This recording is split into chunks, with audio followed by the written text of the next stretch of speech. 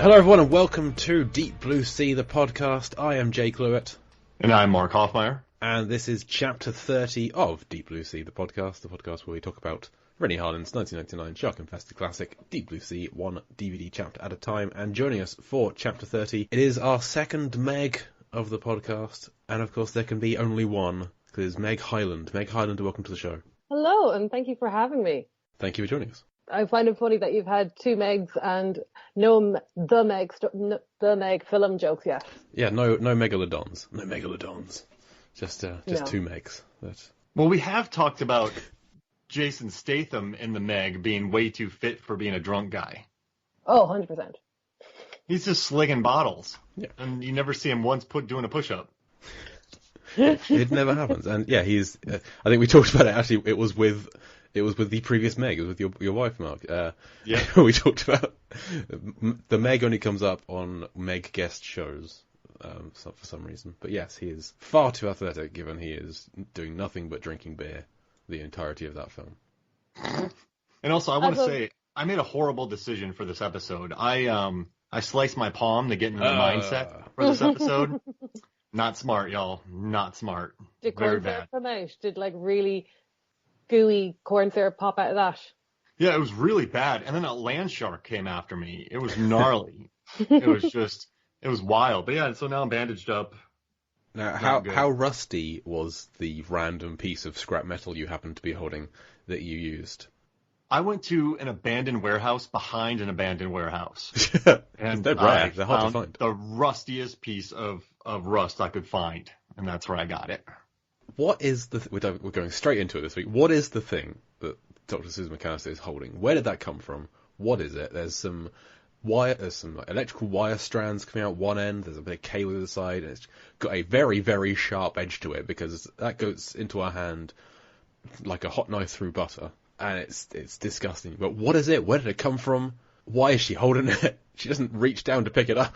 I'm guessing it's like scrap metal because everything is exploding. So like if there's explosions in cinema logic, of course there's literally going to be perfect little scraps lying around that are not just there to be picked up and ooze out corn syrup. The blood, it does not look real in any form. I mean, no, she hasn't had much water, right? That's they true. haven't consumed much water, so the blood might be a little thicker. I don't know. I'm no blood expert. It is very much a kind of strawberry ice cream sauce kind of a blood. Yeah, something you put on an ice cream cone. Like that's the only thing I could think of. It looks delicious. Vampires I gotta would say. love that blood. You're saying It does look delicious. Now it is a World War II facility, so I know it's been retrofitted, but there probably is some old metal somewhere around there, even though it's been retrofitted. There's got to be a couple metal old things left, and everything exploded. So I would say it's a safe bet. We've forgotten that earlier on the helicopter exploding, the tower exploding, so of course the little explosion-y bits. Maybe? Yeah, could be part of the helicopter. But I just like how the scene plays out with Carter can't shoot the shark, it's gone underwater, it's too far away. And so Susan's like, I know how to get her, we need bait. But she doesn't have to reach down to get anything, she's just already holding it. This has just been a contingency plan she's had all along. What if she just cut off her hand and threw it in the water? Oh. Well, why does she have to jump in? Why can't she just dangle her hand in the water like the many body parts that have just been gingerly dangled in water and have attracted the sharks beforehand? Like she literally just jumps in, swims out, and then realizes her mistake. Instead of just like, just drop the hand in there, shake out a little blood. Yeah, that should be enough to attract her over here. No, she just stupidly jumps in the water. And I guess hand. the shark would know since it's so smart. I mean, this thing understands video cameras, and it has its own communication. So it'd be like, nice try, Susan. That's what it would say. Exactly like that, underwater. I just love her expression when she realizes, oh, right, yeah, it's a shark, and I'm in the water bleeding. I've made a terrible mistake. I gotta say, though, there's something about shark movies where that scene gets me every time. So every time I watch The Shallows, where she's surfing and the shark is about to attack her, I put my leg in front of my eye. Like, I put something in front of my eyes so I can't watch. You put your leg in front of your eyes? Yeah, I do. Are you doing yoga whilst you watch this? I love yoga. It saved my back. Everyone should do yoga, by the way. I'm But trying. no, that's what. One time I got so freaked out, but I was like, I gotta cover my eyes. Every time I watch this scene, though, it gets me. I'm telling you. Oh, yeah. Just seeing that shark chasing after her and her swimming, that's something. There's something primal about that. That even though you know what's gonna happen, and we've been living with this movie for 21 years, every time it gets me. I mean, because that's horrifying. You're in the water. You really swim far out. Your hand is cut.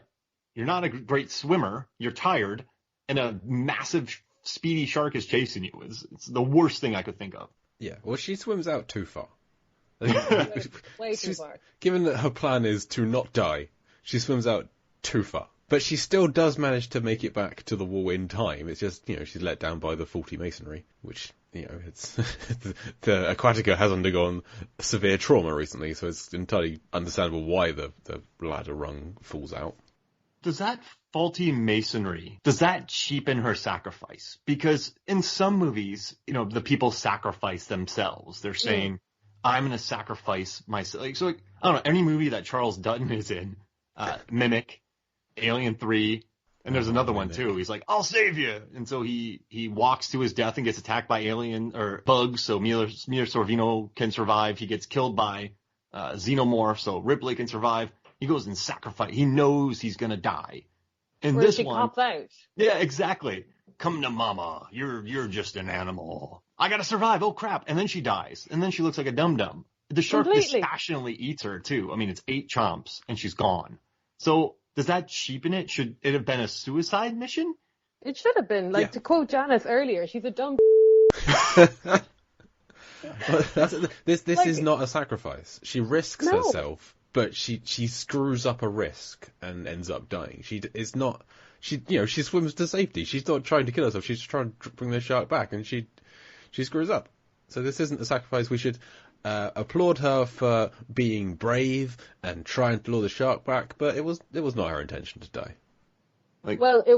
In the script though, originally she wasn't supposed to die, and then it wasn't until test audiences saw it and hated her and no, this is all her fault. Of course she has to die. That they change it. Oh yeah. We've managed to find somebody who has seen that original cut. They'll be on a bonus episode in the future. But, I mean, the ending, it worked out really well with the survivors, but... spoilers, come on. Oh, my bad. Everyone it's does. Just, with this scene, every time she goes back, you're like, okay, it just takes... And then you immediately forget about her after she's eaten. Yep. And I don't think that's a fault of Saffron Burrows. But, I have a question for you. Jay, we talked about this movie for months. Yes, we have. A lot. And even before that, we talked about this movie on many episodes. Years we've talked about this movie. Yep. So, where does McAllister stand as a character? People can't even get her name right on Wikipedia, IMDb. Her name's different on Rotten Tomatoes, IMDb, Wikipedia. It's different everywhere. They can't even get her name right. So, what character is she? What's her in the Deep Blue Sea lore? What is she? Well, I see her as the villain of the film, but I know that's a contested point. So some people think of her as she made some mistakes. She had the best of intentions, but things went wrong, and she ended up just being another one of the victims. Well, put it this way: if she was in Jurassic Park, who would she be? The closest she would be is Nedry. No. Because she's the villain of the film. She's the reason. Oh, got it. Well, she would be Hammond, right? Yeah. Well, his ambition really led to these deaths. He thought he could tame nature. He thought he could put a T-Rex behind thin electrical cables that could be knocked out from power grid and kind of mess with genetics. And it all went wrong and led to people dying. Now, someone did betray him, of course, but it was very naive and money grubbing. He didn't think about a lot of things. So what she did I think was noble, right? About her father.